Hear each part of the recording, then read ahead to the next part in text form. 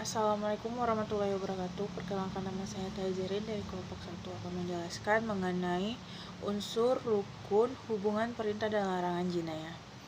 Tindakan pidana dalam hukum Islam disebut jinayah, yaitu tindakan yang dilarang oleh syara, Al-Quran, dan hadis karena dapat menimbulkan bahaya bagi jiwa, harta, keturunan, serta akal. Diancam dengan hukuman had atau takzir. Larangan atas perbuatan yang termasuk kategori jinayah berasal dari ketentuan nas atau syara. Larangan dari syara, maka larangan tersebut ditujukan kepada orang-orang yang berakal sehat. Hanya orang-orang yang berakal sehat yang dapat menerima pembenaran atau kitab, dan demikian orang tersebut mampu memahami kewajiban taklif dari syara. Dari sinilah dapat ditarik unsur atau rukun dari jinayah.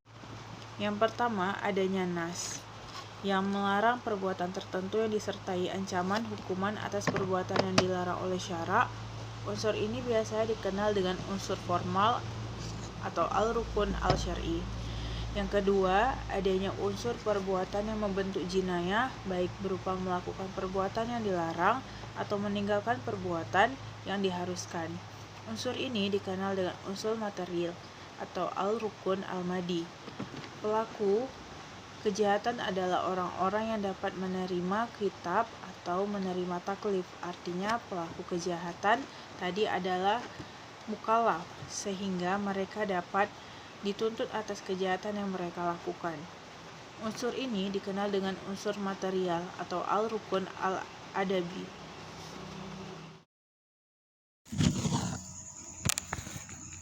Hadis ahkam jinayah. 1. Pelaku tindak pidana diancam hukuman mati. Dari Ibnu Mas'ud radhiyallahu anhu, Rasulullah SAW bersabda, tidaklah halal darah seorang muslim yang bersaksi bahwa tiada Tuhan selain Allah dan bahwa aku adalah utusan Allah, kecuali terhadap salah satu dari 3 orang yang pernah menikah, yang berzina, pembunuhan manusia, dan orang yang meninggalkan agamanya serta memisahkan dari jamaah. Takhrij hadis diriwayatkan oleh Bukhari dan Muslim. Penjelasan hadis. Pada umumnya, setiap tindakan pidana yang dilakukan pelaku pidana mendapatkan sanksi hukumannya. Bentuk-bentuk hukuman ini sesuai berat ringannya perbuatan tindak pidana yang pernah dilakukan. Ada 3 macam tindak pidana bila ditinjau dari segi hukumannya, yaitu jarimah hudud, jarimah qisas, dan jarimah ta'zir. Namun ada juga yang menggolongkan 4 macam hukum itu dalam bentuk 1. Al-hudud, sanksi hukum yang tertentu dan mutlak menjadi hak Allah yang tidak dapat diubah oleh siapapun. 2. Al-qisas adalah sanksi hukuman pembalasan yang seimbang. 3. Al-ta'zir adalah hukuman yang diserahkan kepada keputusan hakim atau pihak berwenang yang berkompeten melaksanakan hukum itu. Kesimpulan hadis.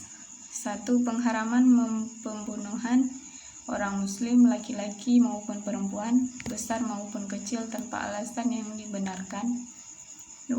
Orang yang sudah mengucapkan syahadat, melaksanakan kewajiban-kewajibannya, dan menjauhi hal-hal yang membatalkannya, maka disebut muslim, diharamkan darah, harta, dan kehormatannya.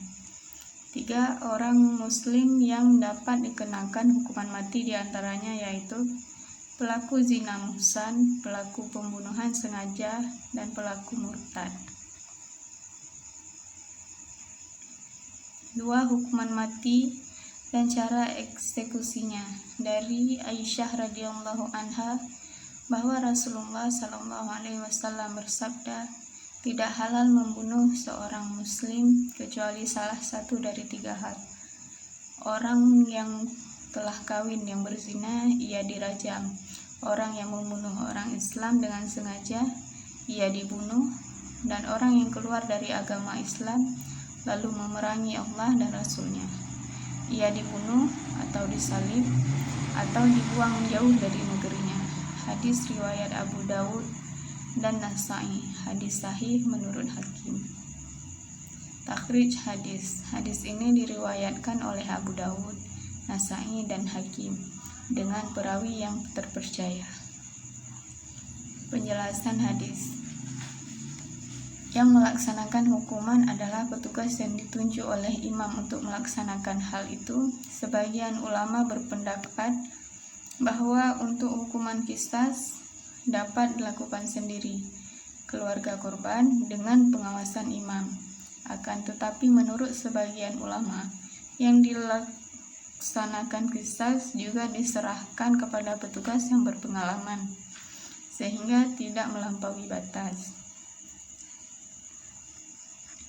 Sedangkan menurut Imam Malik, Imam Syafi'i dan Imam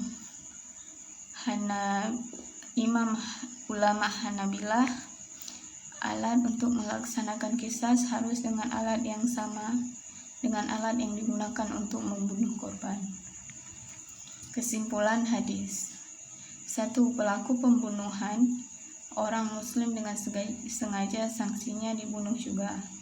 2. Pelaku zina muhsan sanksinya dirajam. 3. Pelaku murtad yang memerangi Allah dan Rasulnya sanksinya dibunuh atau disalib atau dibuang jauh dari negerinya. 3. Qisas. Dari Anas radhiyallahu anhu bahwa Rubaiyah bintu Nadlar, saudara perempuan ayahnya, telah merekakkan gigi depan seorang gadis. Lalu mereka meminta ampun, namun keluarga gadis menolak. Kemudian mereka menawarkan denda dan mereka tetap menolak kecuali qisas. Anas ibnu Nadlar berkata, "Wahai Rasulullah, apakah gigi depan Rubaiyah diretakkan?" "Tidak. Demi Tuhan yang telah memutuskan dengan kebenaran, gigi depannya tidak akan diretakkan." Rasulullah SAW bersabda, "Wahai Anas, kitabullah memerintahkan qisas, maka relalah keluarga gadis dan mereka memberikan ampunan." Lalu Rasulullah SAW bersabda, "Sesungguhnya di antara hamba Allah itu ada yang bersumpah dengan nama Allah, ia akan melaksanakannya." Hadis riwayat Bukhari Muslim dan lafaznya menurut Bukhari. Takhrij hadis. Hadis ini diriwayatkan oleh Bukhari dan Muslim. Penjelasan hadis. Kata qisas berasal dari bahasa Arab yang berarti memotong. Dengan arti ini maka kata qisas bermakna hukum balas dengan hukum yang setimpal bagi pembunuhan yang dilakukan. Hukuman bagi si pembunuh sama dengan tindakan yang dilakukan itu, yaitu nyawanya sendiri harus direnggut persis seperti dengan mencabut nyawa korbannya. Kesimpulan hadis. Wajibnya qisas sebab memecahkan gigi orang lain kecuali jika dimaafkan dan dibebaskan denda atau tidak dengan denda. Analisa hadis. Hukuman qisas adalah sebuah hukum yang ditetapkan langsung oleh Allah, sehingga kita sebagai umat Islam hendaklah menjalankan perintah tersebut. Akan tetapi hukuman itu tidak mutlak harus dijalankan secara langsung, karena memberi pemaafan itu jauh lebih mulia ketimbang harus menjatuhkan hukuman yang setimpal. 4. Perkara jiwa manusia. Jiwa manusia dan darahnya adalah perkara yang sangat dijaga dalam syariat Islam.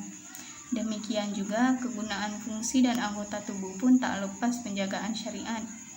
Semua ini untuk kemaslahatan manusia dan kelangsungan hidup mereka. Dari Abu Hurairah radhiyallahu anhu bahwa Rasulullah SAW bersabda, "Hendaklah kalian menjauhi 7 perkara yang membinasakan." Ada yang bertanya, "Wahai Rasulullah SAW, apa saja itu?" Beliau menjawab, "Pertama, menyekutukan Allah. Kedua, perbuatan sihir. Ketiga, membunuh jiwa yang telah Allah haramkan, yaitu membunuh, kecuali dengan cara yang hak. Keempat, makan harta benda anak yatim. Kelima, makan riba. Keenam, berpaling pada waktu menyerang musuh. Dan ketujuh, menuduh perempuan-perempuan mukmin yang tidak tahu menahu.